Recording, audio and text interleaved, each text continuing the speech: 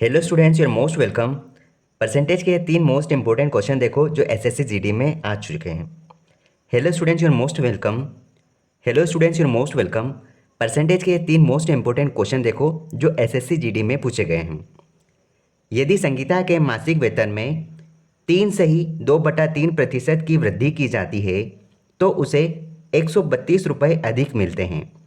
संगीता का मासिक वेतन है, देखो यहाँ पर कहा है कि संगीता के वेतन में 3 से ही 2/3% की वृद्धि की गई है। तो आप पहले इसको सरल करो। देखो हमें यहाँ पर इस मिश्र भिन्न को सरल करना है, तो आप 3 का गुणा 3 में करेंगे, 3 × 9, 9 में अंश को जोड़ा जाएगा तो ये कितना बन जाएगा 11/3। अगर आप इस प्रतिशत को सरल करेंगे तो प्रतिशत हटता है तो इस संख्या के बटे में 100 लगता है, तो मैं यहाँ डायरेक्ट 100 का गुणा करूँगा तो 300 हो जाएगा।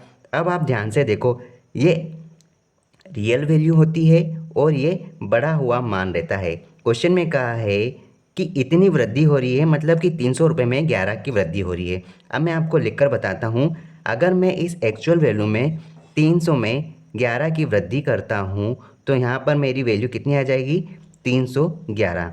और क्वेश्चन में कहा है कि ये जो 11 वैल्यू है, ये 11 वैल्यू हमारे 132 के बराबर है। ठीक है, तो आप 1 यूनिट की वैल्यू निकाल लो।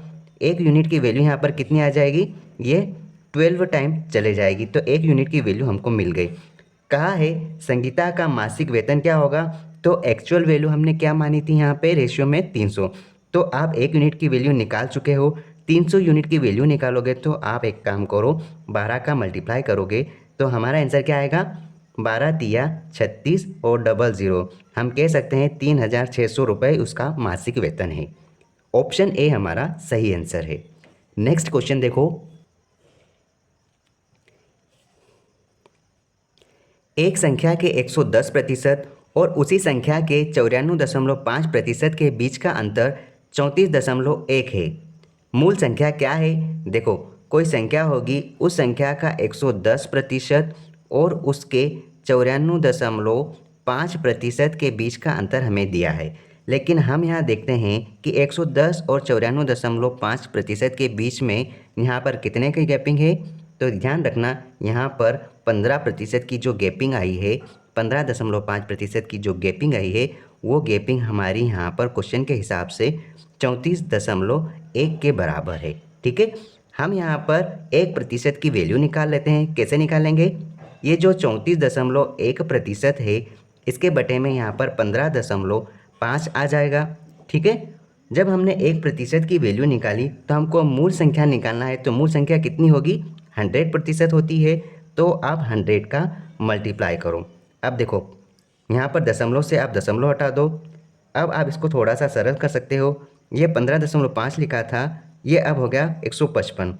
तो आप 5 की टेबल से काट दो, 5 या 15, 5 एकम 5, ये कटेगा 5 दूना 10 व 0 ऐसे ही रहेगा। अब अगर आप ध्यान से देख रहे हो तो ये 31 का मल्टीपल है 341। कैसे, 31 की टेबल से मैं अगर काटूंगा एक बार तो कितनी बार जाएगा 31 एकम 31, यहाँ बचा 3, तो ये 31 बन गया। फिर कितनी बार चले जाएगा एक बार, तो 31 एकम 31, यहाँ पे क्या बच जाएगा, यहाँ पे हमारा बचा 11×20। 11×20 मतलब हम कह सकते हैं हमारा यहाँ पर जो आएगा संख्या वो 220 आएगा। मतलब ऑप्शन डी हमारा सही आंसर है। एक बल्लेबाज ने 96 रन बनाए जिसमें 2 चौके और 6 छक्के शामिल है। विकेटों के बीच दौड़कर उसने अपने कुल स्कोर का कितना प्रतिशत बनाया। देखो एक बल्लेबाज ने कुल कितने रन बनाए 96 रन, और कहा गया है कि उसने 2 चौके, मतलब कि कितने रन हो गए ये 8 रन हो गए। उसके बाद कहा है 6 छक्के, मतलब कितने रन हो गए ये 36 रन। तो चौके और छक्के मिलकर यहाँ पर कितने रन हो गए 44 रन। ठीक है, 44 रन तो ये हो गए। क्वेश्चन में कहा है विकेटों के बीच दौड़कर उसने अपने कुल स्कोर का कितना प्रतिशत बनाया, मतलब चौके और छक्के से तो उसने टोटल 44 रन बनाए। तो आप 44 रन पहले आप यहाँ से घटा दो, कितने बचे यहाँ पर 52 रन। अब ये 52 रन का प्रतिशत आप निकालोगे, टोटल रन में से आपका इसका प्रतिशत निकल जाएगा। आप 100 से मल्टीप्लाई कर लो, आपका आंसर यहाँ पे आ जाएगा। आप क्या करोगे, यहाँ पे इसको आप सरल कर लो। 4 की टेबल से काटो, 4 दूना 8, एक बचा 16 हो गया, 4 चौक 16।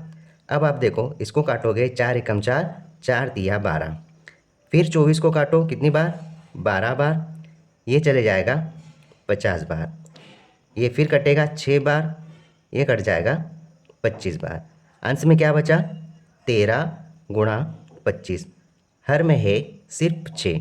ठीक है, अब देखो 25 तिया 75 के 5 हासिल क्या आए यहाँ पे 7, 25 एकम 25, 25 और 5 30, 30 और 2 32, तो यहाँ पर क्या आ गया 325 बटे 6। बस आप भाग दे दो, आपका प्रतिशत निकल गया। कितनी बार जाएगा, 6 पंजे 30। ठीक है, क्या बच गया 2, तो ये 25 बन जाएगा, 6 चौक 24 मतलब 54 बार कंप्लीट चले गया।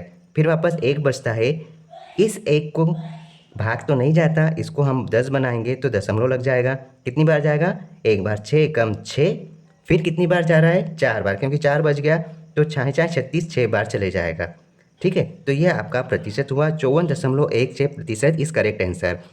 यहाँ पर 54.6 भी है और 54.16 है, इसलिए हमको प्रतिशत के 2 अंकों तक सरल करना पड़ा। ऑप्शन डी हमारा सही आंसर है। इस सीरीज़ के ये सारे क्वेश्चन एसएससी सीजीएल प्री में और ये क्वेश्चन एसएससी जीडी में पूछे गए क्वेश्चन है।